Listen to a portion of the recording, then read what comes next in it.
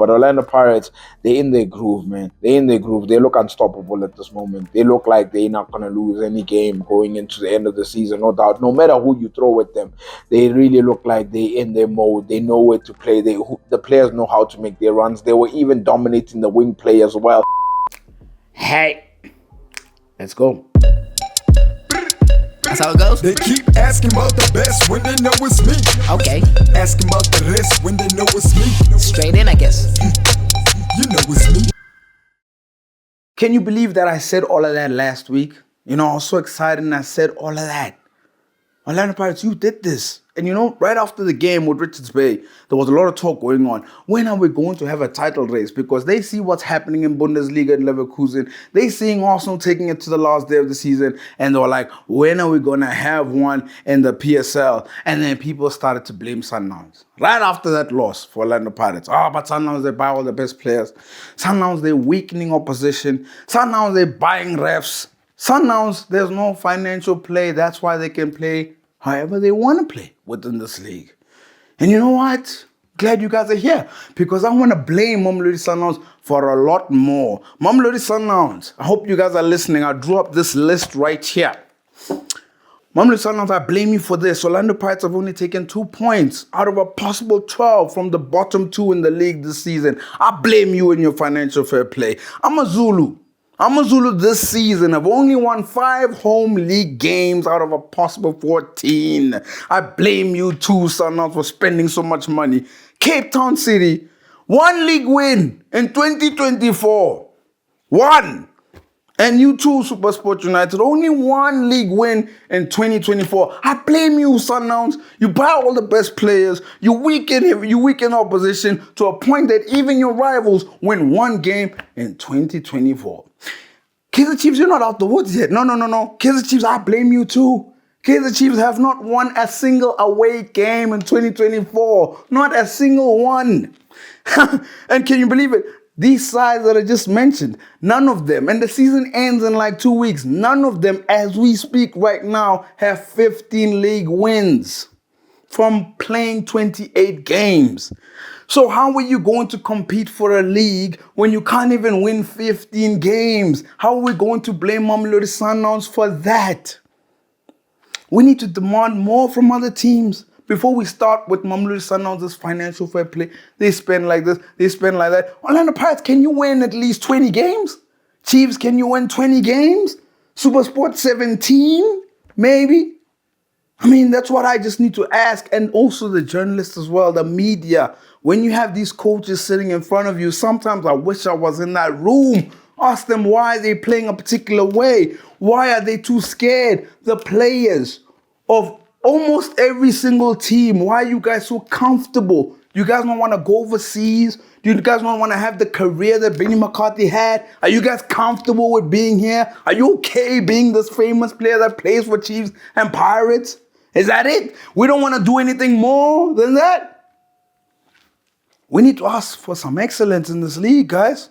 Before we start Sundowns, before we start about what they're spending, we need to ask for excellence from the players, the coaches, and as well as the fans. Start to think before you start throwing the word like weakening opposition. To those teams that I mention you because it's a huge compliment. I'm thinking you guys should be doing better than what you're doing. And I want to give you guys a challenge. Please just win 19 league games. How about that? Now listen to this one, guys. She's an award-winning presenter. She's an anchor. She works at Kai FM. Oarabile Diphoko is in the house. And I asked her, straight up, Mamelodi Sundowns 7 league wins in a row. Is this a farmers league? Guys, another big guest on Playing the Field with Shakes. I'm excited about this guest, I have to tell you, man. Like, award-winning presenter and anchor. Man, she's with Kai FM right now, and I can tell you one thing for sure, she works so hard. Oarabile Diphoko, how are you doing? I'm good. I'm very good. That is the best introduction anybody could have given me. Thank you so much for the invite. I always try to honor invites because it's a privilege when somebody recognizes what you're doing. They see your worth, they see your work. So thank you so much for having me today. Yeah, no. The funny thing is, I actually came across your social media account years ago, right? Because I saw you were like doing some videos and all that, and I thought, okay, cool, let's see. And then suddenly, out of the blue, I just see like she was appointed at Kaya, and I'm like, well, what? And that was like 2021. So I'm asking Yeah. myself, Oarabile, how long have you been at this, bro? Officially 9 years. I started out in community radio. Thank you to Tax FM. They gave me the platform that I needed. Unfortunately, once you graduate from tax, you can no longer work at the radio station. So that's how my social media became a little bit more upbeat and everything, because I started a podcast. It was mainly for one called for football, and the other one was for Formula One. And then I got appointed at Kaya within a space of the year of starting that podcast. So it became a little bit harder to continue with that. But other than that, I've been grinding for 9 whole years. So when you say it became a little bit harder, like, did you face challenges during that period? Yes, I did. I think for me, I wasn't technologically advanced at the time. So a lot of my editing came from somebody else. So I was outsourcing. That person got a 9 to 5, so it became harder to edit. It just became hard when you're working in a group and everybody has their own individual ways that they want to go. But hey, you never know. You never know. I won't give up on it. I'll be back. Okay. Well, the key thing that you mentioned is you said Formula One and football. So I wanted to ask on the football front, are you following everything? So when I say everything, like DSTV Premier League, everything? I try to. There's just so much all happening at once. It's very hard not to be following everything. Real Madrid obviously winning La Liga. We have Bayer Leverkusen who are doing outrageous things. Like, who would have thought that we'd be seeing something like that? I think, we've always thought Bayern are the big giants, and we didn't see anybody taking that from them. So they are doing amazing things. We heard Mbappe now, finally letting us know that going to go to take another challenge. And then obviously we have DSTV Premiership, where a lot of the teams don't know whether they're coming or going. Some teams got relegated without kicking a ball this weekend. So there's a lot happening in football right now. So it's funny, you actually mentioned the fairy tale story, which is Bayer Leverkusen that's happening. You can see Arsenal's running Manchester City all the way down to the last game. You see all these fairy tale stories happening in Spain. Girona did their business. I think they're going to play Champions League after a long time. Now we come back home and we've got this league where there's one person who's won the league 7 times in a row. And there's been a conversation over the weekend to be like, when are we going to have our own title race? So a simple question, Oarabile, is this the Farmers League? It seems to be. It seems that we're going in that direction. We're talking about a team that has won the league and they still have 4, 5, 6 games to go. Currently on 66 points. They could still break records within those games that they still have to play. Our league, the inconsistency from Orlando Pirates last season when they ended second, we're thinking, yes, this time around is going to be, they're going to give them a run for their money. But one thing we didn't see was Stellies also in the mix. No one saw Stellenbosch coming. Absolutely no one. And unfortunately, in the weekend where things could have shifted for Pirates and Stellenbosch, they both lost. So now we are back to square one yet again. We're chasing second, we're chasing third. Relegation, is a whole new ball game as well. I'm pretty sure those 3 points that Richards Bay took from Orlando Pirates are the prettiest and the most hard work they've had this season. But there's still so much more to come. There's still so much more. We're dealing with a lot. We've lost players, unfortunately. RIP. We've lost throughout the season as well. Gavin Hunt's dad also passing away. Super being in the rut that they are in. It's a mess and exciting all at the same time. I hear you on that. It is like sort of a mess, and obviously like we've gone through some loss now. People are talking about the fact that, but the reason why it's Farmers League or per se it looks this way is because Sundowns is spending all the money, right? They want all the money, they're spending all the funds. And then others are arguing that, but the others are not doing so well. Where are you, Oarabile? Do you look at it and be like, actually, I think Chiefs and Pirates could do better? Or do you look at it as, well, Sundowns are just outspending or everybody else? How do you see it? I think it's both. Sundowns will go and buy a player just to make sure that the other team does not get them. And then obviously even with that rule that they have in their clause to say you cannot play your mother team when we're playing against you, that's another thing that also takes away from the player. But also we have the likes of Orlando Pirates who have shown so much inconsistency. And I think that's something they will have to work on, because it's one thing to win cup competitions. Great, lovely, we want that. But after so long of not having the lead, which is something that you're playing for, and also by losing it at the margins that they do, that's something that we need to look out for. As for Kaizer Chiefs, I don't know what's happening there, but there's a lot happening, probably even off the field, because we see it on the field. Firing the coach, interim Kevin Johnson now, literally holding on to that top 8 spot by goal difference. Who would have thought there would be a conversation in May that Kaizer Chiefs might not actually play MTN8 or in the top half? So it's a little bit of both. I think Mamelodi Sundowns have a well-oiled machine. They've sit in things that have worked for them. Rulani came into a perfectly working system. Win the league, we would have known that he was the problem, but he has managed to do so. Unfortunately, with Mamelodi Sundowns, though, we are looking at them because CAF keeps evading them. Yeah. Every semi-final seems to be where the hurdles are, and every like maybe next one. So whether Rulani is going to be there for that next one is another thing. I don't see him going anywhere really. Where would he go? Where are you going? Yeah. What are you? Yeah. Now tell me something. When we're talking about Bayer Leverkusen and talking about all these stories that is happening all over, does the PSL risk eyes going away from them and going to go watch what is, for example, a Dortmund in the Champions League final? Like, who would have predicted that? So yeah, is PSL at risk at the fact that, like, I'm not going to watch this anymore because it's the same team that wins all the time. Where's the competition? We're going to go watch somewhere else. Do they risk people looking elsewhere, or do you think, the product is still in a good place, there's still our fans and all that? How do you see it? I think with anything in life, you can always do better. Our footballing nation, we love football. We will complain, we will cry, we will scream, we will shout, but we will fill up those stadiums. We will keep going. Even if we are out there going there for violence, I'm not condoning the violence, nobody. Yeah. Please do not throw it anyone. That.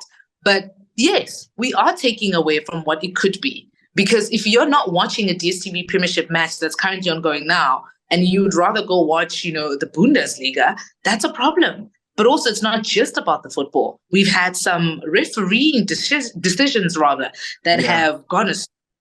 We've watched some miraculous things happen. And after watching AFCON and watching how at the AFCON tournament, VAR was used to perfect, oh my word, I was surprised. Thrilled that us as Africans, we can do this. I think we need that. I think we can start looking at alternatives as to how can we better a situation we already know that we enjoy and we love. I don't want others going to go watch somebody in another country, whereas you can have direct conversation with a player in Sandton in Pretoria or anywhere, you know what I mean? But we need to get better at the things that we already have. No, I definitely agree with that. I now want to move into a space of ladies within this industry. How have you found it being in this industry? It's no secret that it's male dominated. How have you found it? It's tough. Yeah. I think that whole saying of women have to work twice as hard to get half the recognition, sometimes it's 3 times as hard. And even then, we're still asking you about your recognition. But I've had a smoother journey in that aspect of I haven't really struggled as much. I haven't really seen the worst that the industry has, or other stories that I've been hearing. But we can get better at our brothers like you inviting us to shows. We can collaborate. We know the facts. We love the sport. Why not do it together? But there's still a lot of work that needs to be done to make sure that women in sport are taken care of. We're constantly fighting for just salary disputes. We'll never necessarily earn the same as your counterpart, and you guys are doing the exact same thing. So even that is still a tough conversation to have. But the more we have these conversations, the better these things get. No, I hear you with regards to that. And the funny thing is, when you're about to come on, one of the first things I actually thought about was the first time I saw you, but it was like years ago where you came across on my timeline, and I was like, who's this person, you know? And suddenly years later, you're getting your flowers per se. If someone told you 10 years ago, you'd have to wait 10 years before you like at a Kaya, for example, because of course that's like platforms per se. Do us as people trying to get into this industry, do we always search for instant gratification? And is that a mistake that we're making? Yes, absolutely. Absolutely. One thing I've also noticed now with a lot of us trying to get into this industry is that we are following up on the mentorship thing, because if you're not persistent, you're not going to get it. We're busy people, like we're all busy, but there's always some time to take away or bring in somebody into your workspace and say, this is how I go about doing it. The best way is to be consistent, be persistent, get the emails, make contacts, go to events. And even when you're there, make sure that the contacts and people you've spoken to, they remember you, whether it's a simple DM the next day or the following week, or just stay in contact, because that's usually how you grow your network. But if somebody would have told me when I started out, when I applied at Tax FM to be a news anchor, I wasn't even sports at first. I started off as news. So that's the only way I found a loophole into the system. Find those loopholes. If you have to be an intern at a radio station, whether it's commercial or community, and I absolutely advise community radio, because that's where you learn everything. All the mistakes can be made there, and it's not as worse off as it would be in commercial. So if you have to do marketing, wherever it is that you want to do that. But also it gets to a point where you start knowing your worth too, where we can't be doing things voluntarily anymore. Unfortunately, I have to get to these places, I have to get back, I have to eat. So you have to balance that out as well. But instant gratification, it gets you nowhere, because now you're going to feel as if this industry owes you something, and it really doesn't. And you know, it's funny, I actually don't think your ceiling is anywhere near it, by the way. So I just want to put that out there. I think you put in 10 years of work, and I still don't think you're even anywhere near towards the end. If I was to ask you, Oarabile, where's the end goal for you? What does it look like? What does that picture look like?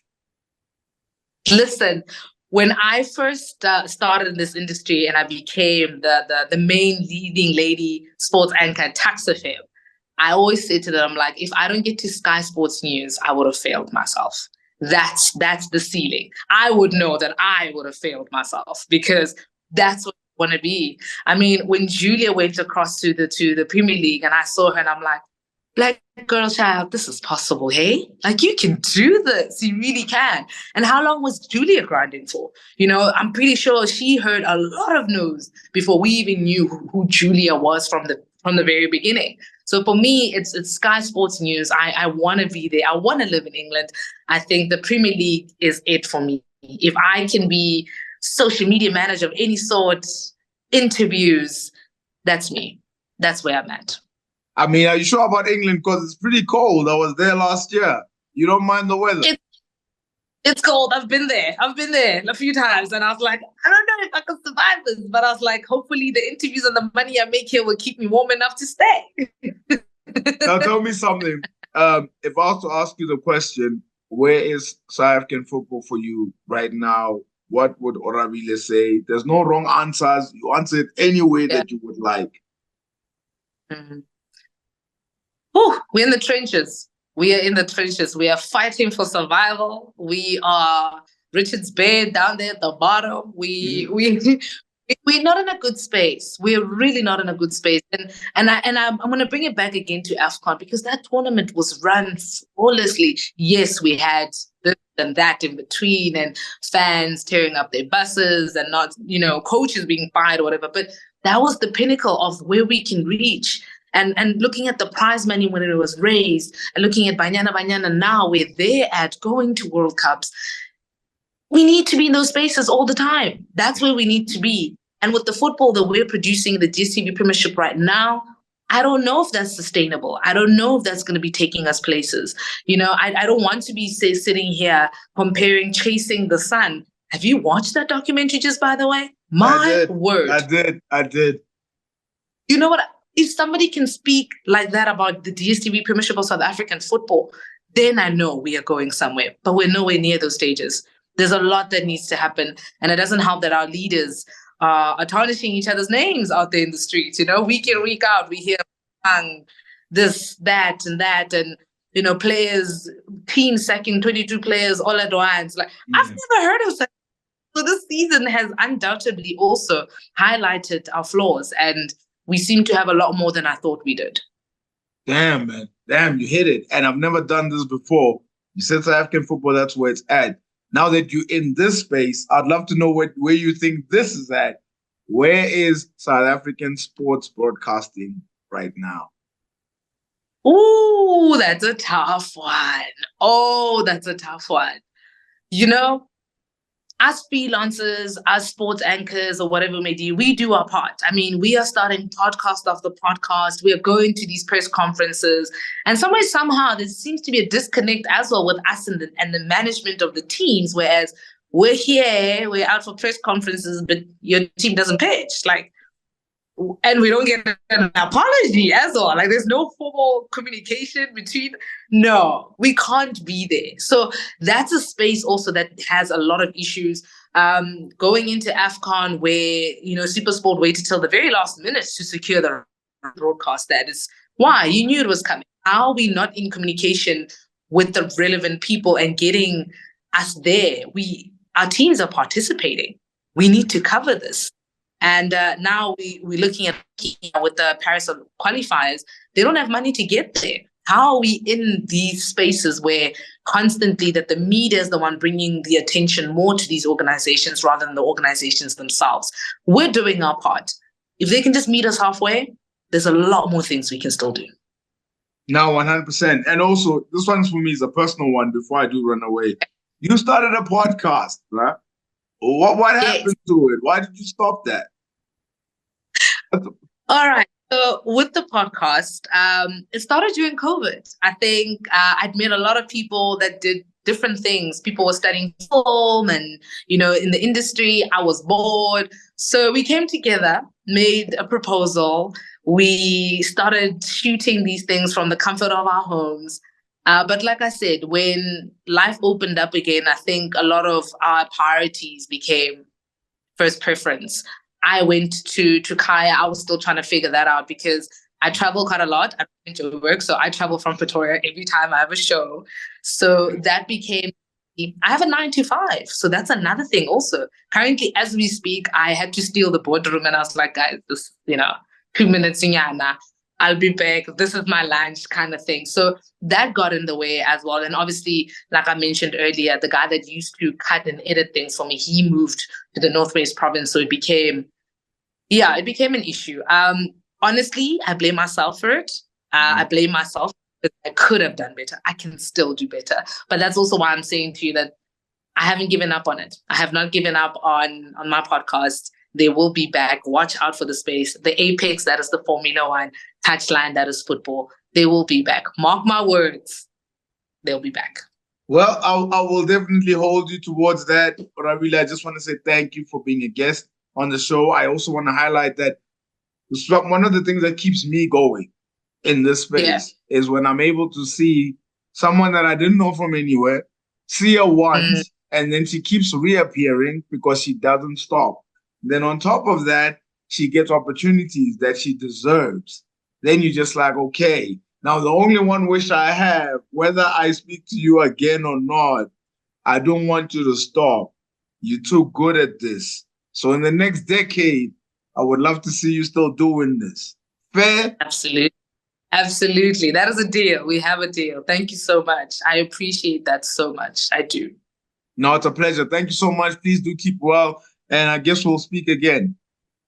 Definitely. It's been an honor. It's been a pleasure. Let's see how the DSTV Premiership pans out. I mean, there's so many things that we can still talk about. The relegation battle is still coming. We're going to have our fights on Coach of the Season because that's another topic. We're going to have our fight on the Young Player of the Season. We're going to have our topic on Player of the Season. That one's also debatable. Who's going to play the season, though? Who's going to play the season, though? We're waiting for it. Who's going to play the season? Listen, if the player of the season goes to Ronwen Williams, I wouldn't be shocked. Listen, he is the focal point at Sundowns. I think everything that is right about Sundowns, it starts with him. So if he, I wouldn't be shocked. If Ikram Reyners got it, I wouldn't be shocked. If Patrick Masungai got it, I would not be shocked. We're talking about players that have made an impact in their team. But Everything that is Oarabile pick? Who would Oarabile pick though? So I'm going to be diplomatic and be a journalist about it and give all those people their flowers. 100%. Listen, thank you so much. And I hope that we do speak again. I mean, the season's coming to an end soon. So I really do appreciate it. Thank you. Thank you for having me. Who was up to par and who became our star? But also, who fell short in this game we all love? Let's find out on Moegoe of the Week. The star of the week, I'm going to give it to Vusi Vilakazi.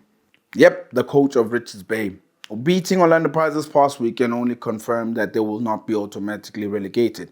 And remember, this guy didn't have a preseason. And on top of that, he could still survive the relegation playoffs. So for you, man, to just come in, do what you're doing, you're definitely the star, no doubt. The Moegoe, it has to be the black and white. It has to be the skull and bones. It has to be Orlando Pirates. The opportunity to jump to second.